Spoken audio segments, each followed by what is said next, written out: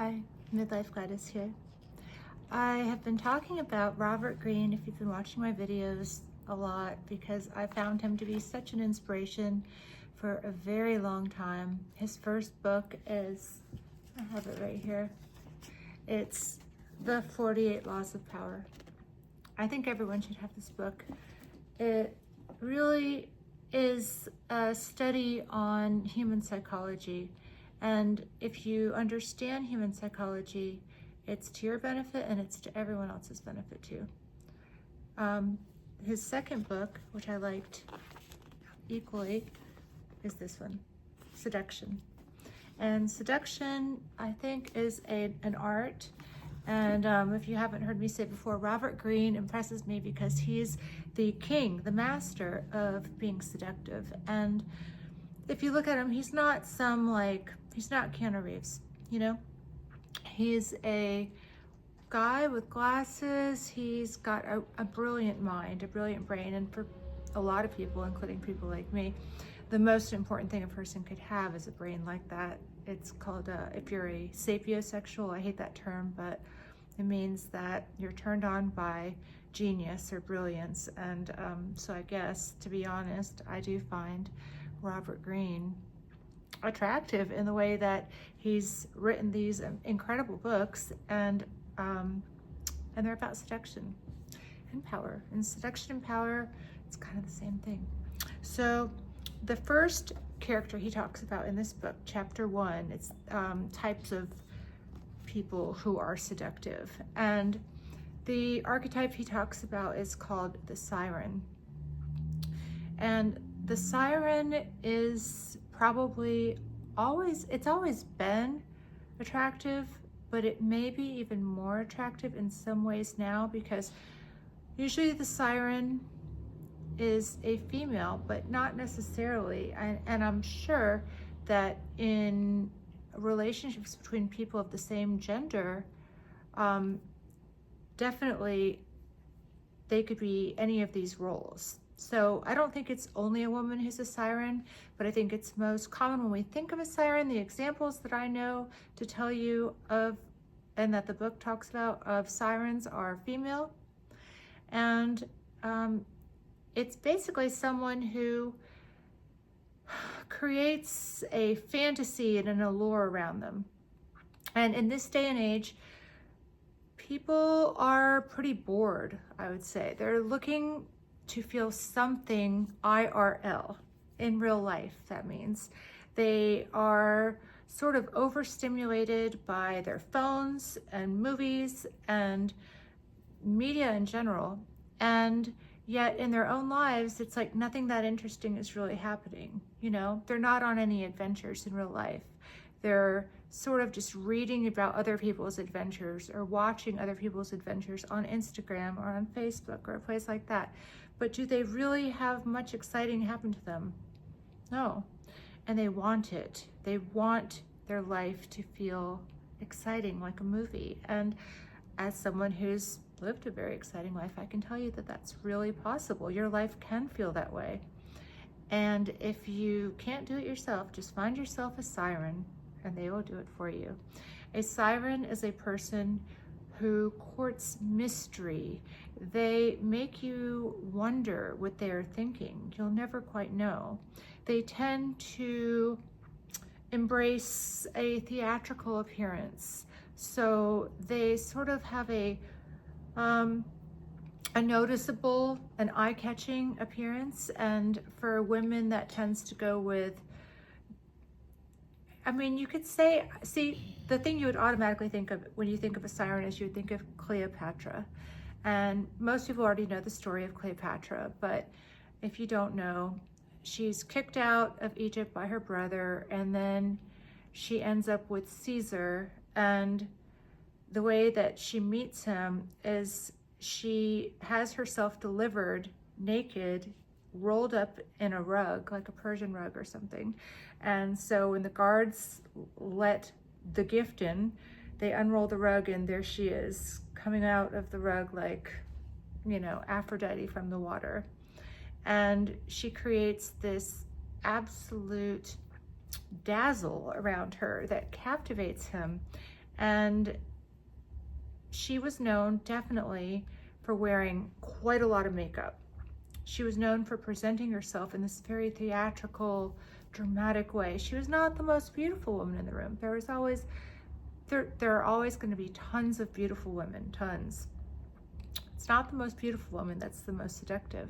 It's the woman with the greatest imagination and ability to convey that imagination, to transfer her fantasies onto someone else so that they have a life that's more imaginative and wild than they would have had on their own.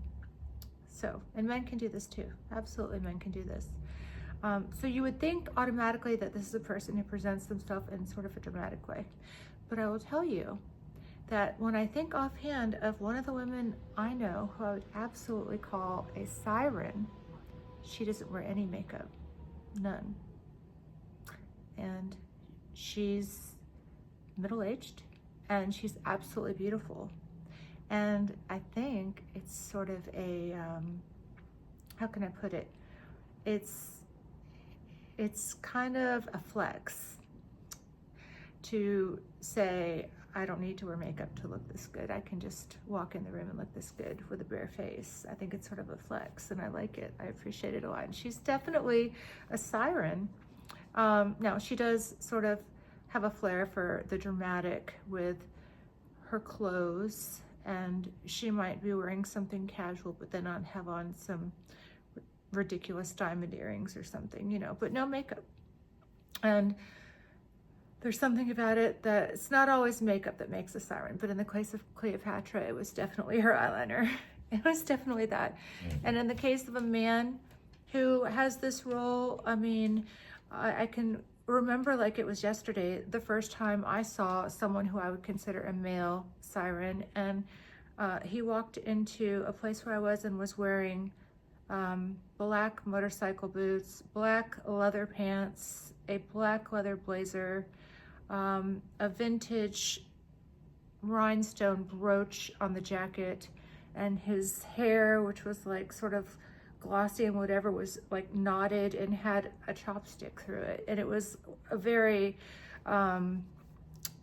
cool, expressive, unique, and attention getting, but not in a flashy, loud, colorful way, but in sort of a quiet way, outfit. And I literally you never forget a first impression. A siren, male or female, is all about making that first impression. And then what they do is they take your boring life and they turn it into a movie. And the siren has a wild inner life. Their imagination is immense. And they will tell you all sorts of information that you didn't know, and they will form these sort of dreams for you in your life where you're along for this ride.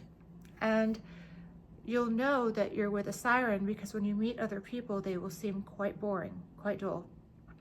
And sirens are I would say they're addictive. They also can be emotionally changeable. They can be really into you and then sort of aloof. You don't really know where you stand necessarily, and you don't want to, because secretly you're enjoying the ride.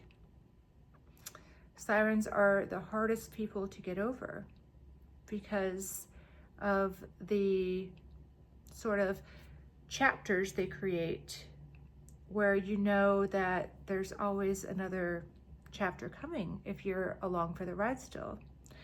I wouldn't say that sirens are the best long-term people, with the exception of sometimes a person who's been a siren has had their fill and they're just bored of it.